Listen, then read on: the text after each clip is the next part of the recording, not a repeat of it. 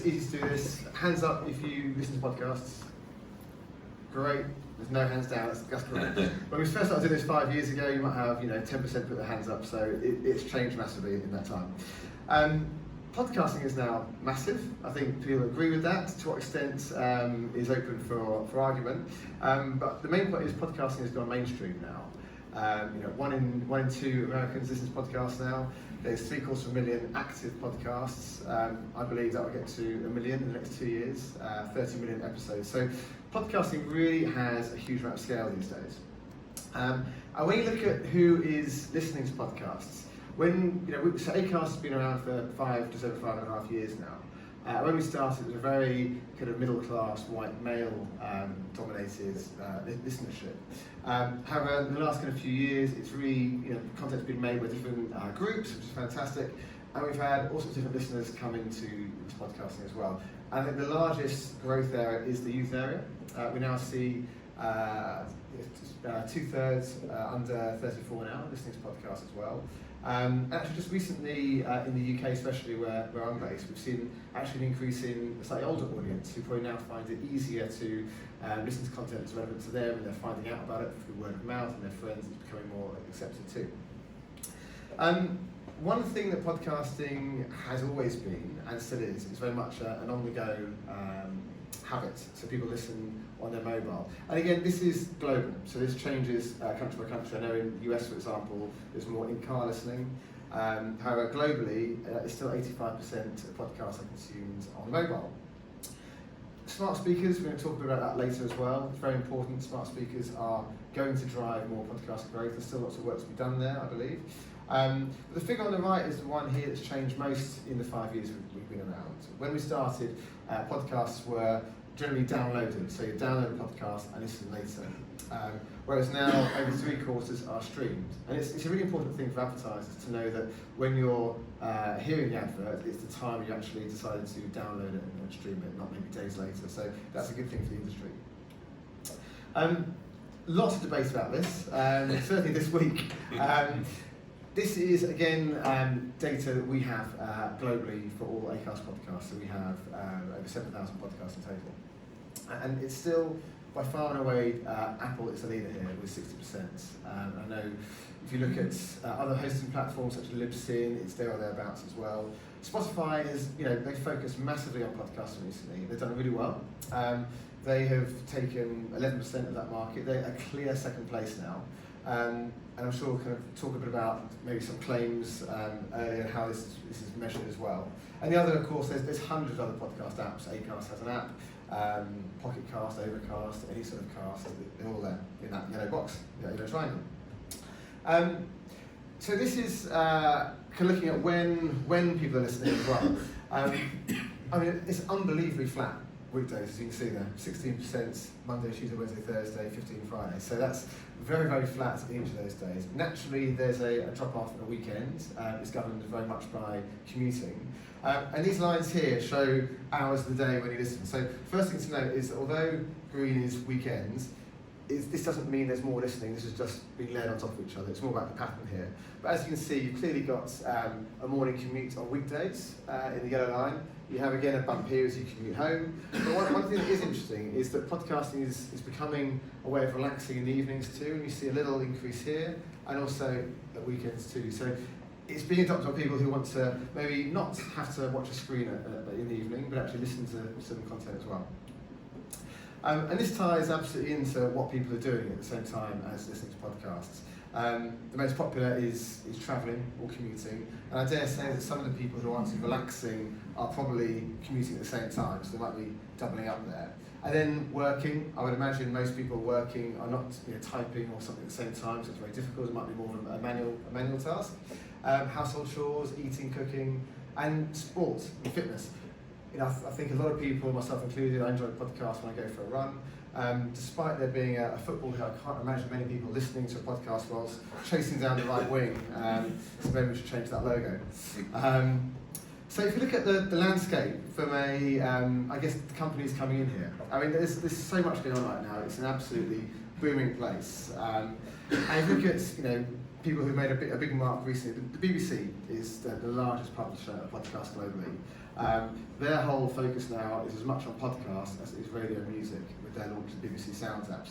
You have companies like Luminary in America who have come in with a new subscription-based model as well. So lots of companies trying out new models, new ways to earn revenue. And then you look at the players who are making content too. And it's big entertainment players, record labels, are forever talking to us about how we're going to try and crack podcasting for their stars, their musicians. And then of course, Netflix, Sky, film companies, they're all wanting to now make companion podcasts so you can, people who watch their content can engage with that further away from their screen, maybe the following morning. So many new players come to the market. Then of course you have the publishers. Now we've been working since we started with the FT. They're one of the first publishers we work with actually. They've been leading from the front, but they're not the only ones. There's many other. In fact, all major publishers now have an audio strategy, whether it's Economist, News Corp, Guardian. They've all got the heads of audio. They're all developing their own strategies. And again, last year, a year of consolidation, acquisitions. I think the one that really grabbed all the headlines was Spotify's acquisition of Gimlet for a reported £230 million. Many production companies I talked to are waiting for that call from Spotify now, hoping the phone is on the hook. But yeah, I think there's going to be a lot more of this in the years to come as well. And we made our first major acquisition last year with a company called Pippa. And what Pippa, which is now called Acast Open, is it's a system that allows any kind of hobbying podcasters, bedroom podcasters, any podcasters to now upload and for Acast to distribute for free. So for us, it's a case of being able to create this breeding ground for content. Suddenly, we're having new podcasters coming to us the whole time, uploading, distributing. And what it means for us is once we see one of these podcasts start to really kind of accelerate and listenership grow, it means we can listen to them, make sure the brand's safe, and bring them over into the Acast area where we then pass on to advertisers. So it really is a new breeding ground for content. And the ad market has responded. The IAB last year suggested that by the end of next year there'd be £1 billion spent in podcast advertising. Actually, many industry leaders are now thinking that might happen earlier than that even. And in the 5 years we've been going, every year we have doubled our ad revenue, and I think the aim for this year is exactly the same. And as we go further on, it becomes a harder challenge, but we see no signs of the ad market slowing down at all. One thing that has been a challenge for advertisers is what constitutes a listen and how to make sure that a listen really is a listen. And we've been working really hard with the IAB, and last year they released the IAB 2.0 standards, which we're very proud to be part of. It basically means that we're ensuring that every call on the RSS feed is a real call by a real person. So the IAB made sure there's strict filters in place to make sure that happens. And look, there's so many brands. This slide can include thousands of brands. These are just some, but the main point I'm trying to make is that you've got the major players now who all see podcasts as not just part of their audio strategy, but part of their total media strategy now. And it's from every category as well. So the major advertisers are getting involved. There's many ways that they're getting involved. We can kind of touch on that when we do the Q&A and the panel in a moment. I guess finally, it's not just about necessarily advertising now. Podcasters are looking for other revenue streams as well. And one, of course, is premium, so offering content for people who will pay money to listen to it. Or in the way we're working with the FT right now, Acast Access is our platform we've built that basically allows a company like FT who has paying subscribers to access content no matter where they listen, whether they're listening on SoundCloud, Apple, Spotify, Acast, no matter where. So that's a really important thing to grow revenue for our podcasters too.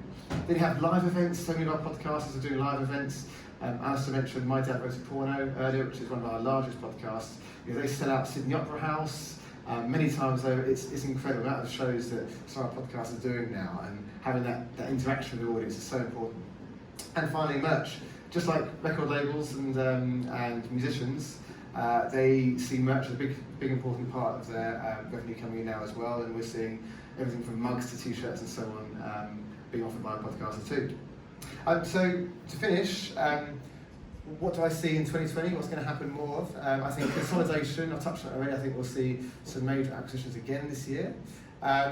Finally, it feels like the whole podcasting community realises there's podcasting outside of America and outside of English-speaking countries. So all over the world now, podcasting is rising. As a major part of our strategy is to move into these new countries.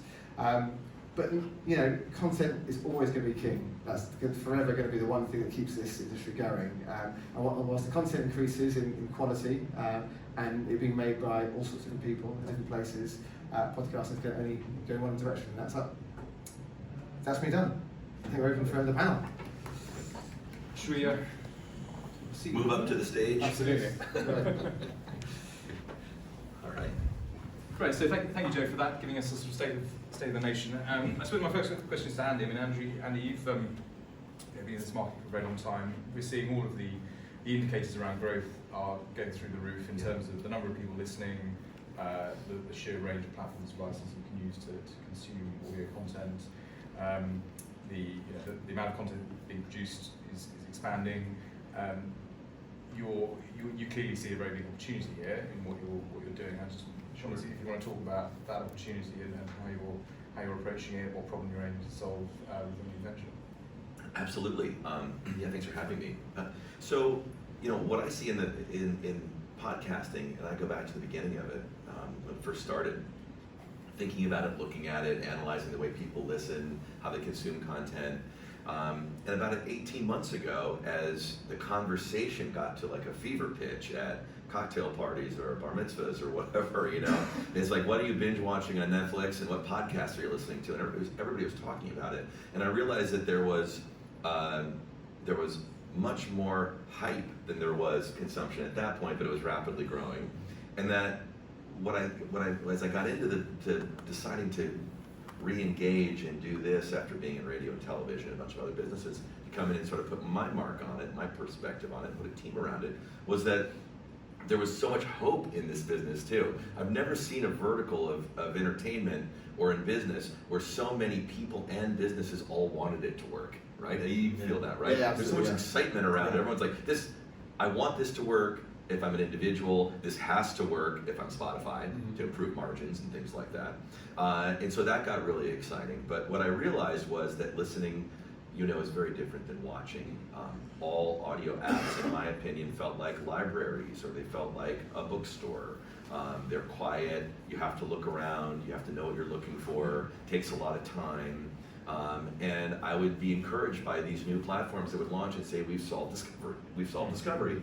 And I would look at them and I'd go, no, you didn't. You're an algorithm, you're a list, you're a whatever. And so it became clear to me that we needed to remove the friction between content creator and audience that music artists enjoy today because of radio and playlists. And then, you know, podcasts are this odd shape. So if you think of podcasts kind of like albums, singles are what works during that busy day that you were talking about, that 16% line there. And so we felt like giving someone a little bit of something is a great way to get them engaged in a deeper experience for content.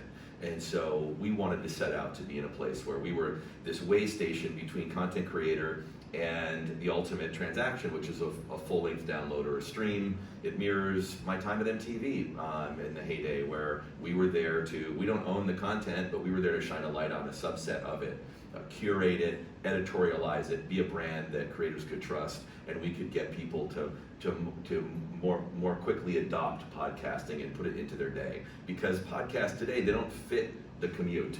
You know, the average podcast is twice the length of a commute anywhere in the world. So by giving you an opportunity to engage now or later, as is what Speaker does, by predictively pushing things into your ears, having you respond to them instead of having to search for them, because we feel like search is the enemy of time well spent listening. That's kind of that's our platform. Yeah. So just putting out some of the things you said in there. So, first of all, why do you think people are so passionate about podcasts and audio in particular? I mean, you talk about, you know, the cocktail parties where everyone's just talking about you know, box sets that you binge on. Yeah. Is it that same thing that people have the opportunity to binge on podcasts, whereas you know, with things like radio, it's a little bit more, as you say, it comes in and out of your ears, kind of thing. I mean, how do you? I think it's a bunch of things. I think myself included, as almost like an audio anthropologist, like I go back a long way in this. I underestimated the connection that people would have to everything from information to storytelling in audio.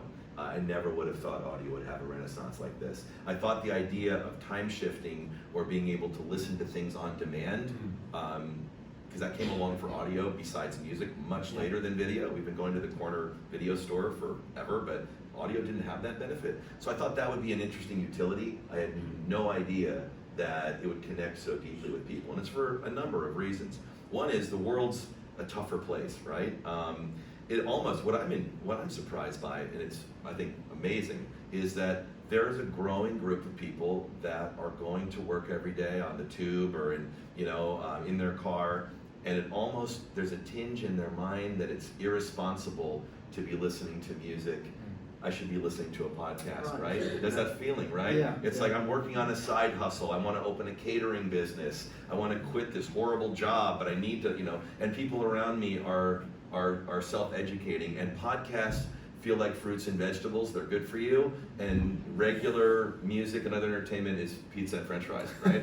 So I mean, and there's a feeling like that. I think we all have it. You feel like you're doing something good for yourself when you listen to a podcast. I think it's habitual as well. I think once people test a podcast and dip their toe in the deep end, suddenly they're aware of what's out there. And there's aware there's something for them for say like football or cooking or comedy, whether there's something for them. And until you actually make that first transition into podcasting, you're not aware of it. And I know family members who, although I work at Acast, still just don't understand it and haven't tried it. Once they do, they're into it. Yeah, that's why it's not an advertisement for Speaker, my company, but that's the thought is there are so many people who are on the edge of thinking about it, like the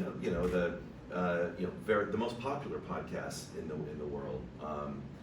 They might have 1 million or 2 million, what's like the largest, like the Daily from the New York Times, 2 million listeners a day or whatever, your biggest podcast. That means there's 1 billion people not listening to them. Yeah. And we actually feel like we have to put it in your ear, so you have to swat it away or respond to it, or most people are never going to take that next leap. Because still far more people don't listen than do. And that's the opportunity. That's what I was so excited that's what I about want business. Yeah. You're absolutely right. There's this huge amount of people that have yet to hear it. And it's a word of mouth. It almost feels, certainly a couple of years ago, it was almost a club of people. Once you're into podcasting, then someone else is into podcasting, you tell them what you're listening to, and that's the excitement. Okay, we love talking about what we see on TV, but when you find a new podcast and you hear that from a podcast talk about another podcast, and word of mouth has always been a hugely strong part of it. And no matter which companies try to solve discoverability, whether it's in-app or it's across radio, whatever, word of mouth still, to me, seems like it's one of the strongest, most personal way of discovering new podcasts. That's right. Interesting. Okay, so I mean, thinking about the broader podcasting ecosystem, I mean, your two companies are coming at it from a slightly sort of different perspective in a way, because Acast, you're very sort of agnostic in that sense, and you almost speak to, I suppose, going back to my example at the FT about podcasting, going from a hobby to a business. Thanks for the download. By the way, that's the thing. It's always on. That's the thing. You have to stop it. It's a smart speaker. We say that you have to tell to shut up instead of asking a question. That's right.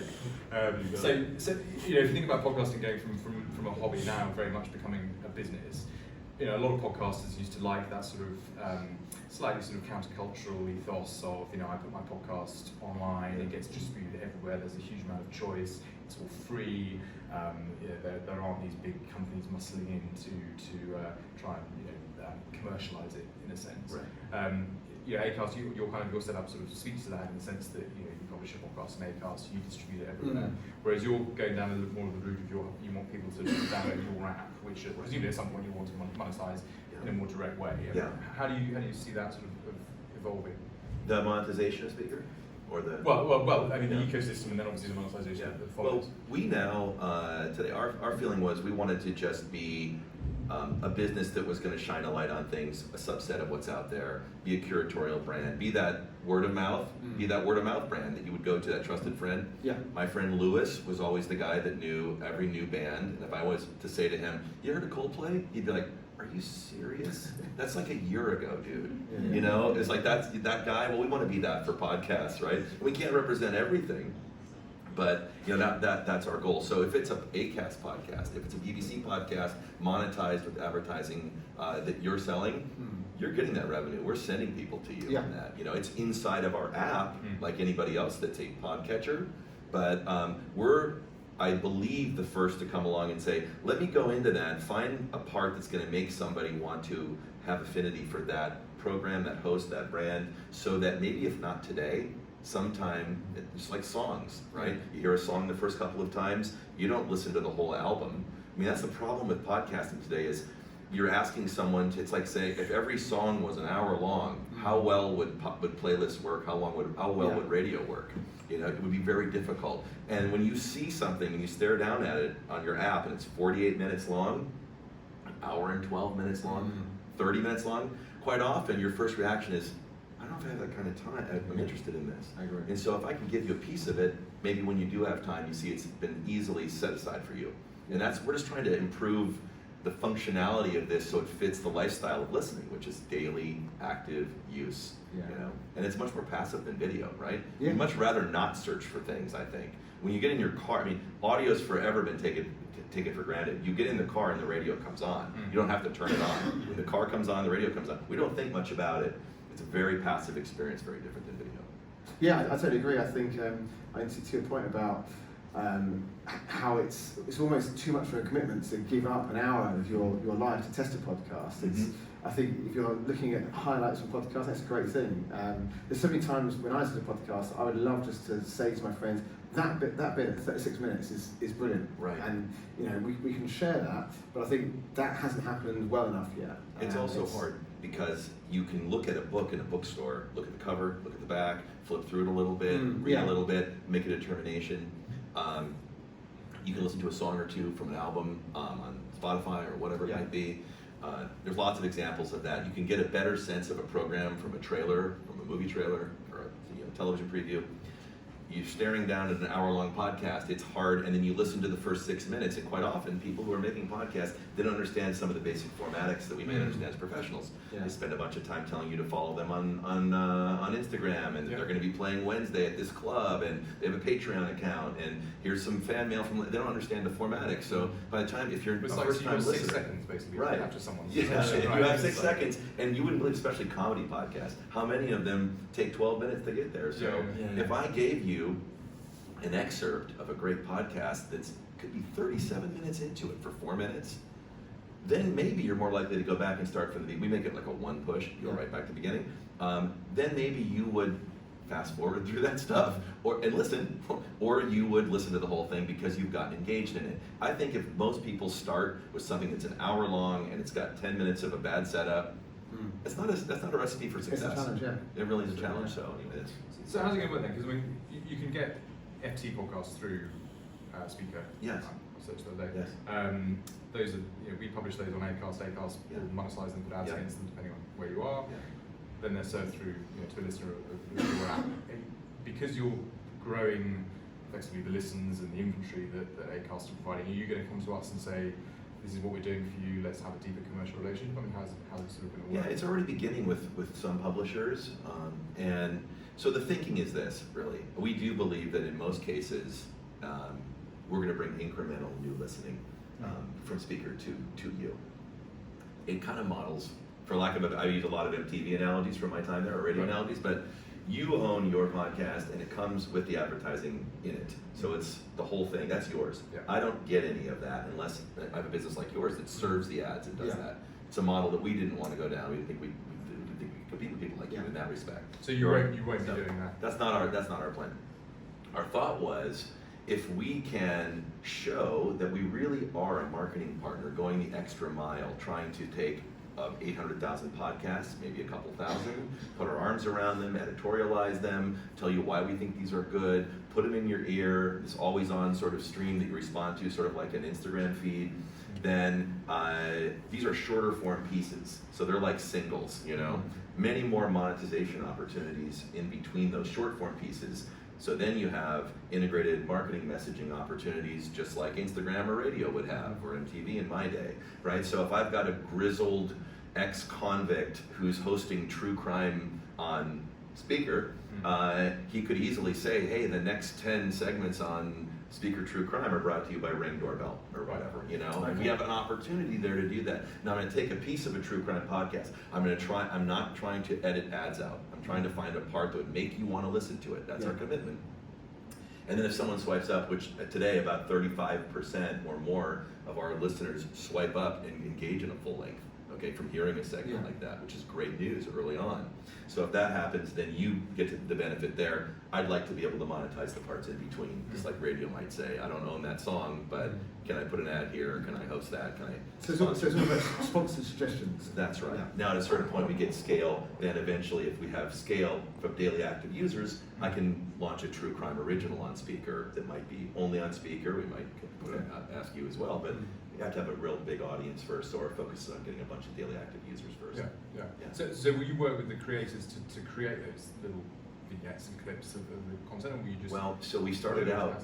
We started out saying, let's lead by example. Let's build a beautiful product that you can understand. You know what it should sound like, and then we would go out to creators and give them our Clipper tool, the tool which really we go right to the RSS feed. So we take an excerpt, so it's playing from your servers. So we're not editing anything, we're not storing anything. So you're getting the data, we're sharing data.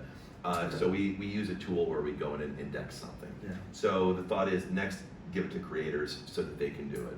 And ultimately at some point you could give it to fans, because it only takes one fan of a podcast anywhere to be able to go find the right part of it and to submit it. So that is the thinking in the arc, but we wanted to control it soon, at the launch, so it would be, we could control the quality of what it should sound like and take it out from there. But what's happened since, to your earlier question about working with publishers, a number of them are now advantaging themselves, gaming the system. Let me do a custom open. Right. Let me say, hey, today in the podcast, swipe up for the full length podcast on Speaker. Here's who I'm featuring today. They're making not a trailer, but they're making their own excerpt within an excerpt a little bit. We're doing some work with some of the big networks in America that are now mentioning you can hear a clip of this every day on Speaker and things of that nature. So starting to play with the idea. And, sorry. I was gonna say, I think there's a long tail and a future ahead for shorter casts. Oh, absolutely. There's no question. I believe that Spotify's not about albums; it's about singles. Yeah. And it's very difficult to do a multi-hour program. Most podcasts that are done by people who have the potential to get the message out, they don't have the ability to do it for an hour, a week, or a day. Yeah. Most podcasts are episodic, or they're weekly, and there are very few outside of in the United States anyway, there are very few weekly or episodic radio programs that have ever been successful. That's where we're going to see a massive influx of new content is the daily shows. I mean, the publishers, yourselves, Alistair, do a fantastic job of it. I think we're going to see a lot more of that by independent podcasters as well. That's right. People who want to be the YouTubers of audio, who they have a fan base, they build it up, and their fans want to hear what they're up to every day. And it might only be for 3 minutes. That's right. It might be they washed up, or they clean the fridge.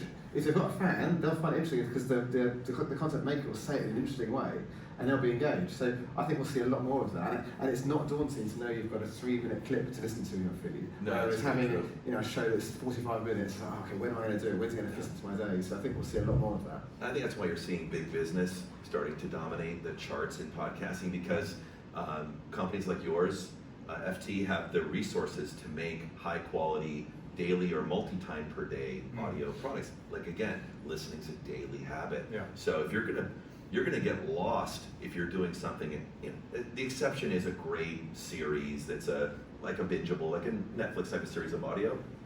But for you, if you're trying to really monetize, grow an audience, grow a brand, you kind of have to do it every day if you want to really make it. And that's far fewer people can do that. And when you talk about pod fading in our industry, which is how many people start a podcast and then after 3 of them they're like, oh man, that's hard. Yeah. I have 19 listeners and that was really hard. And I think it's like 70+%, Yeah, right? sure Something it is, that people fade, they fade out. So I'm a radio host, by almost from birth, and it's really hard to do an hour or two. Yeah. It's really, I'm going to tell you, it's hard. It's difficult. But doing 3 or 4 minutes a day, many more people can do that. And it's so easy to record on the go. You don't need massive equipment. That's it's just right. easy. Yeah, That's right. So that's maybe a nice segue into how can brands get involved in this? Because we've spoken a bit about advertising. The vast majority of the revenue that the FT gets from podcasting is through selling ads, sponsorships, and so on. But are you seeing a growth in branded content? Yeah, we we kind of call it the Holy Trinity, if you like, when brands come to us. So they come to us and say, right, we want in on podcasting.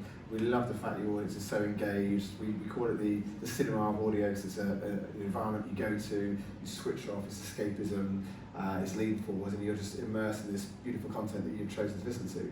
And once you have that engaged listener, it's about how do you have the right commercial treatment in that space. And you have to be, you have to think about it and not be too intrusive. So the Holy Trinity is ads, sponsorship, and branded content. Ads tends to be up to 30-second ads, which the advertiser will make themselves.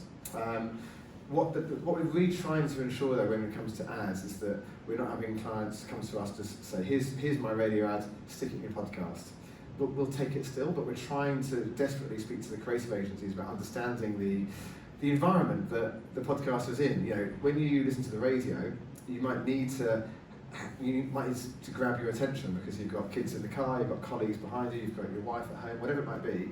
And there's other things going on, whereas in a podcast, you can be far more calm, quiet, subtle. You can play beautiful soundscapes of music and nature and trees, whatever you want to do. It's a blank canvas of 30 seconds where you can really just put some amazing audio content into the ears of a listener. So with ads, we're really imploring advertisers to treat it with the respect it deserves. And that's ads. Then you have sponsorship, which is your traditional host reads, which for all your podcast listeners, you'll know pretty much exactly what I mean. The host of a show will endorse a brand, they'll talk about it, they'll say, I use this product, I thought it was great. But the trick with that one is to make sure they pick the right brands. We make sure our podcasters do not say yes to every brand. Otherwise, you lose your authenticity. It's got to be a brand that the podcast will naturally use.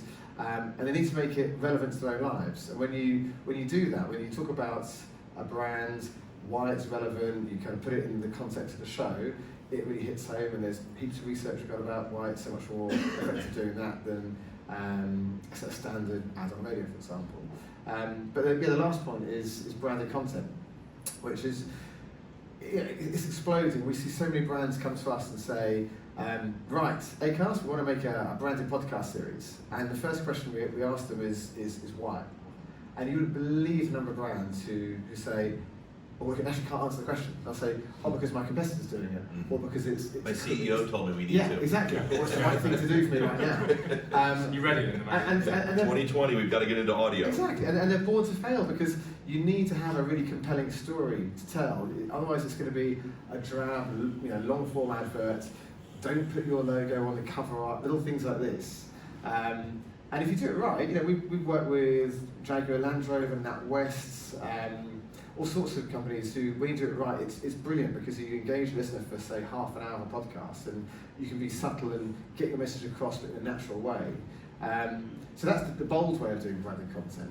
If you want to do something a bit easier, you can do a branded episode. So this is where you might work with one of our podcasters and work with them to actually create one episode, but it's released on the podcaster's feed. So automatically you inherit the listeners of that podcast as well. And how do listeners react to that?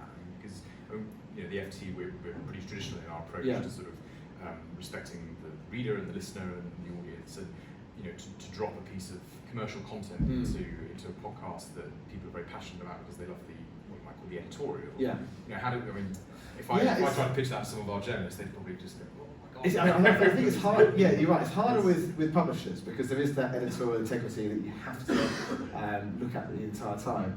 I think with our independent podcasters, one reason that advertising in podcasts works so well is that listeners enjoy the podcast for free and they know there's a payoff, and quite usually they like the podcaster because they enjoy the content for free every week, and they think, okay, if the podcaster's getting paid money, whether it's sponsorship, branded content or advertising, then I'm happy because it means the podcaster gets paid, then they carry on making the podcast, they might have more budget to go further, interview better people and this sort of thing. So they're happy to see the money come in. But there's a line, of course, and if you're making a branded episode and the brand's not right, it will sound jarring, and if it's done too crudely, it will sound just a bit crap, and no one likes that. The podcast, the listener, the brand. So it has to be right. And as I say, a lot of our podcasters will say no to brands, and we love that because it means they're still maintaining their authenticity. So it's an important point. And so how do you see it sort of, I mean, in terms of your business, Joe, I mean, you rely on distributing to a wide range of platforms, you sell ads. One of the challenges that you have, correct me if I'm wrong, is that you find it very hard to actually track how those ads perform because they're on those third parties. I mean, do you see there's going to be a shift in spend to people like the Spotify's and potentially speakers who can give much deeper analytics because they're creating that listening on their own unoperated platforms rather than sort of third-party distribution? Yeah, I mean, it's always been one of the challenges for podcasting in that it's such a fragmented market. You've got all these different platforms who will only provide back limited data back to us as their kind of the distributor. We know how many listens there have been, but beyond that, it's hard to do so. We know so on the Acast app because we have that listening data, so we can extrapolate that. So it is a challenge. I think when you have companies like Spotify who talk about their streaming insertion ads only this week, that's all well and good. But I think one thing to bear in mind with that is it's only going to be on, first of all, their original podcast, of which I believe there's under 100, and actually, of course, just listeners on the Spotify app. So you're ignoring the other huge amount of listeners who want to enjoy that content on other platforms too. So it's not going to be a quick fix. That's for sure, because it's the podcast market is fragmented. It will continue to be fragmented whilst there's so many players in the market. I think the most encouraging thing from your slides there was the 77% of streaming, because that is kind of the holy grail, because that allows you to do all kinds of real-time stuff, geo-targeting, messaging, and all that. That's what I'm excited about. I think that there's an AirPod apocalypse amongst us. I mean, everybody's got these things in their ears, and if your device is in your pocket, if you're listening, you're a little more present.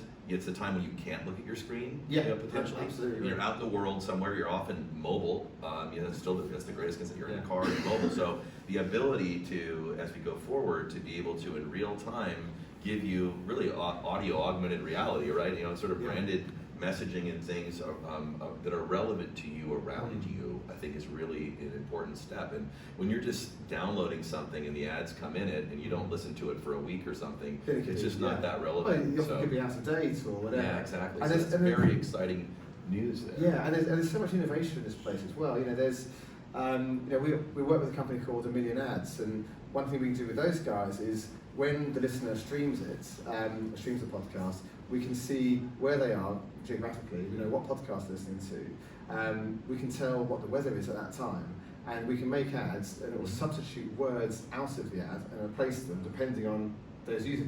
So what day it is, where they're listening, what podcast they're listening to. So you can literally end up with creative copy that could have thousands of different versions of it, all depending on who you are. That's right. And that's getting better and better all the time. We use human voice and text to voice. Almost, we use Siri as like a sidekick, because we can then have a human voice talk about why they should listen to a particular podcast, and then we can punch it up with some real-time information, what time it is, or temperature, or ad message, or whatever it might be in real time.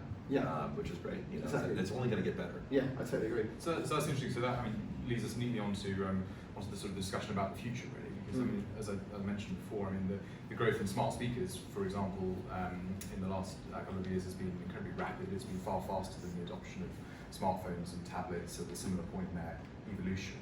But the way we look at it at the FT, smart speakers are obviously very, very interesting as a piece of hardware, but actually they are only just a way of engaging with a virtual assistant, so your Alexa or your Google Assistant and so on. And we think quite a lot about what would happen. If you look at the forecasts around search volume, for example, I think the statistic is that any day now, over half of searches globally are done using your voice, whether you're talking to Siri on your phone or you're talking to your Google Assistant or whatever. Now we're interested in the FT about thinking, well, that could have as much impact on our business as search and social did back in the day in terms of how people discover and consume our content. People get up in the morning and go, hey Alexa, what did the NYSE close at? What did the dollar do? Why was that? All of that sort of question and answer.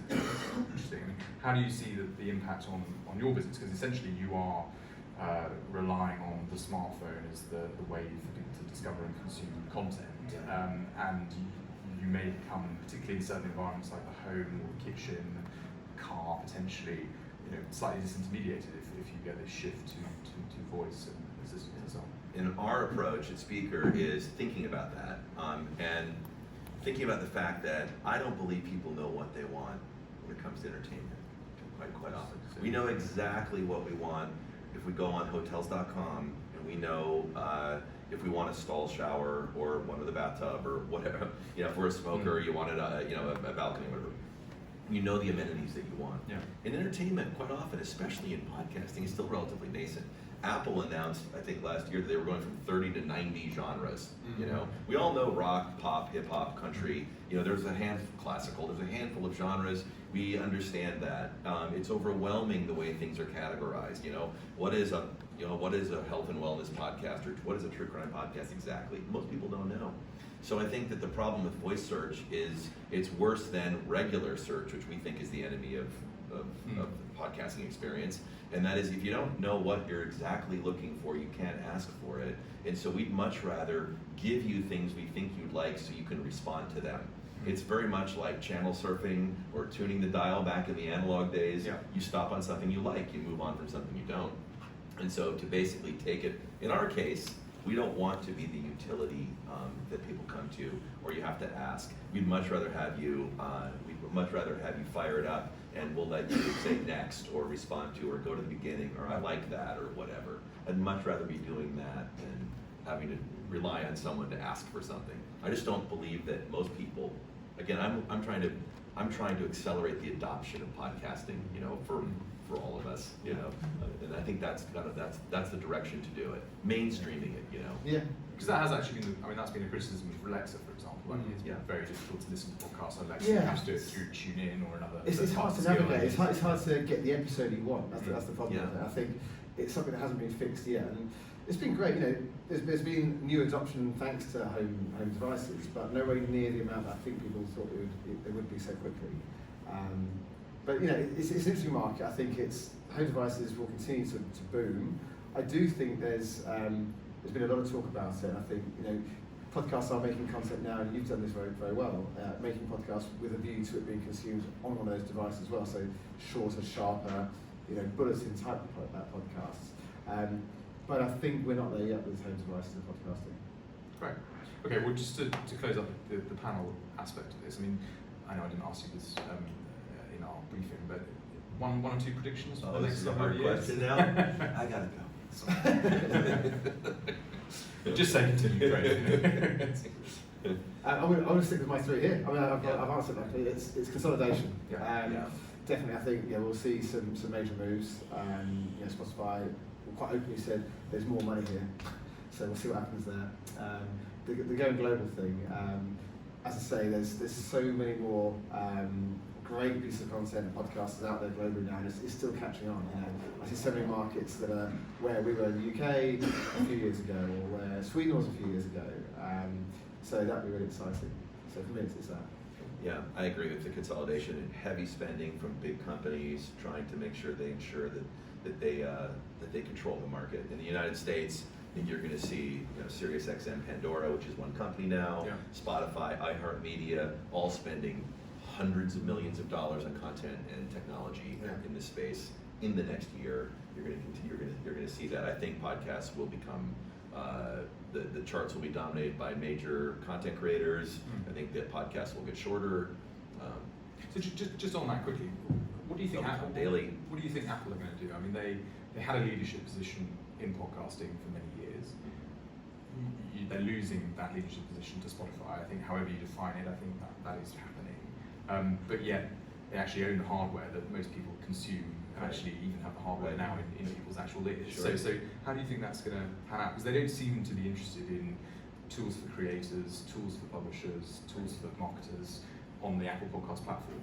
I know a lot of people were surprised when they announced that they were going to break off and have a separate podcast app on the desktop, right? On OS, because they are really quiet about it, you know. And my guess is, you know, they have not monetized podcasts. They've just been a place that was a value add for their ecosystem, their platform, their hardware.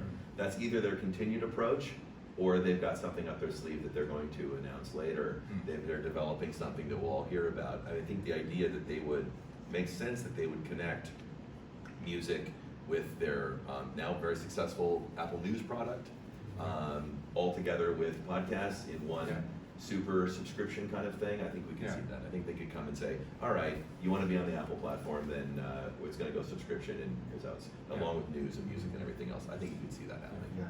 You have to be fairly brave to bet against Apple. Yeah. Right, so on that note, thank you all for coming. I just wanted to open it to the floor if there are any questions or comments based on what we've heard and what we've discussed. Thank you. You were saying content is king. I'd be interested in hearing sort of a breakdown of what kind of podcasts are working. I'd be interested to hear, you said, YouTubers, what's the YouTuber of the podcast? So what's the makeup of the podcast? And I'd be interested in hearing content that's been read, like published articles that are read aloud. What's the position of that in this whole mix? We didn't mention that, and we don't talk about it quite often, and I even sometimes forget to think about it, but YouTube is a huge podcast platform. Yeah. Many people make podcasts, publish them there, listen to them there, just like music. People, it's like the #1 destination, right, for music discovery. But there's a lot of, because it's video, we don't think of it as being podcasting, but there's a lot of it on YouTube, for sure. I think we've seen a huge amount of category health and wellness, for example. There's a lot of talk about mental health and the likes these days. So we've seen a lot of that happen in the last year. That's eating well. Then you have things like the food type podcasts as well. But really, it's across the board. There's niches for every single thing, whether it's podcasts about books or whatever. It's come from a place where it was generally kind of sport and politics. Politics has obviously had a massive boom. There's this guy called Donald Trump in America, apparently, and he's had, people say a lot of things about him, so that's been a massive bump in podcasting. Yeah, it's been a boon for all communications. The thing is, one of the trends that I think is disturbing, and we've seen it in television, certainly, is true crime, that we call crime, or the crime type podcasts. It's the lowest hanging fruit way to get an audience generally. It's a news expression, if it bleeds, it leads, they used to say in TV news, And it's such a cop-out to build your business around crime podcasts. That's not the future. It's got to be bigger than that. And you see a lot of people just, going towards that because you can, drive an audience with that. But that can't be the genre. That can't be the future of the growth of podcasts. It can't be everybody doing crime podcasts. Yeah. But you'll see that there's so much of that works, obviously. Massively, yeah. And when I, as being a former television programmer, I know that, when you need ratings, quite often it's a prison show, it's a crime show, it gets ratings. It works. I'm always amazed how much true crime is listened to by women. It's very much, it's about 75% listened to by women. Yeah. Hopefully there's a lot more. Just on your question about audio articles, we at the FT have been doing those for a couple of years now. We have both the synthetic voice, so it's read out actually by Alexa, but we also have human voiced narrated version of our articles, and I think we're very interested in seeing how we can use that to increase engagement with the FT from our subscribers as a whole, because there are certain scenarios during the day. You might be walking to the tube, you might be on a treadmill, you might actually, in the case of an FT reader, be sitting at your desk working on a spreadsheet or Salesforce or something, and you might want to actually listen to the FT in the background. And if we can increase people's average article consumption over the course of the week by giving them more opportunities to hear as well as to read articles, then that could be very, very valuable for our business. And in your mind, that's a podcast? Are these two separate genres in your mind, or in your business? I think it's from a content perspective, they're two separate genres. I mean, if you talk to our journalists, they feel very strongly that audio programming is programming for audio articles. Our articles are written to be read, essentially. They're not necessarily written to be listened to, but they are actually quite popular with the audience because they have that convenience factor. But we do see them as separate mediums. And I think what we want to do with our things like the FT app, for example, rather than giving people the option to hear the article once they've arrived on the story, we need to move that option much further up the user journey. So maybe when you open the app in the morning, you can just hit the most read yesterday and it will read it to you, for example. So you can get a sort of 10-minute rundown of the most popular stories from yesterday as you go to the tube or go to the gym or something. It's a whole other panel, I think, discussion about what's a podcast or not, right? It's Absolutely, funny. What if the iPod had been called something else? We would not be calling it a podcast, right? I mean, it's a long time since there was an iPod, but they're really just programs, shows, whatever else it is. They have that conversation with Netflix. Is a Netflix TV show really a TV show? because it's not TV. No, true. You know, and True, then yeah. people say, oh, those half-hour shows on net now, is Stranger Things a TV show? It's formatted like one, but it's not a movie. What is it? So it doesn't matter as long as you like it. Thank you. Have you got any more questions? The lady at the back there, in blue. Yes, the question about you had an entire slide on the corporations that are basically going into the podcast area, and I guess it's not only about ads, about sponsorship. I guess it's also about collaborations. Is there something like last year that stood out for you, like any campaign? And is there any information on how successful it was for brand recognition or any other like marketing KPIs for this